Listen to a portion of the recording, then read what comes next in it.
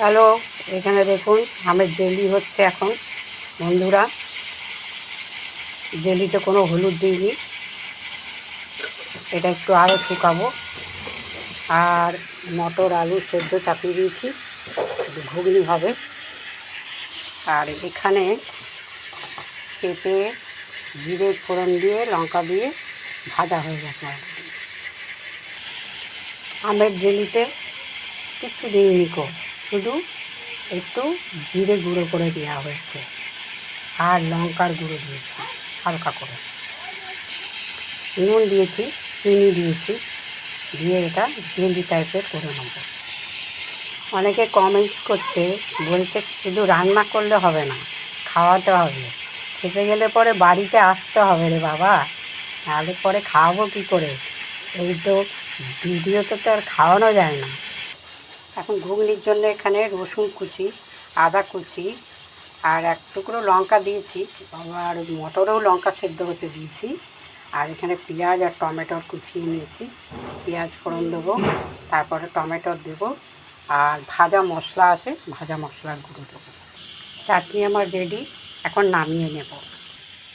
এখন ঘুগনি বানাবো, ঘুগনির জন্য কড়াই চাপিয়ে দিয়েছি, সাদা তেল দিয়ে দেবো। জেলিখানা দেখুন কি দারুণ হয়েছে, দুর্ধর্ষ কালার। এখন জিরের ফোড়ন দিয়ে দেবো,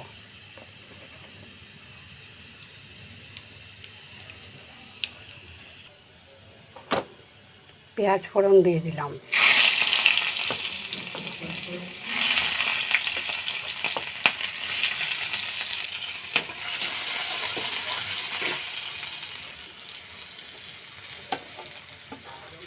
আদা রসুন থেতো কড়াটা দিয়ে দিলাম,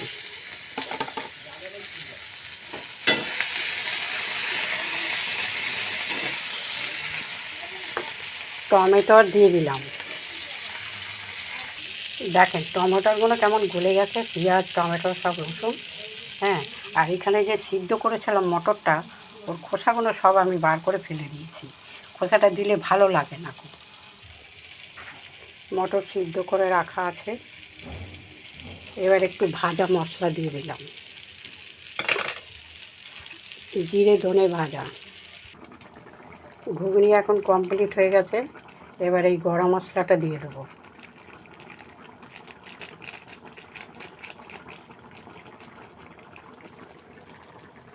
গরম মশলা দিয়ে নামিয়ে নেব।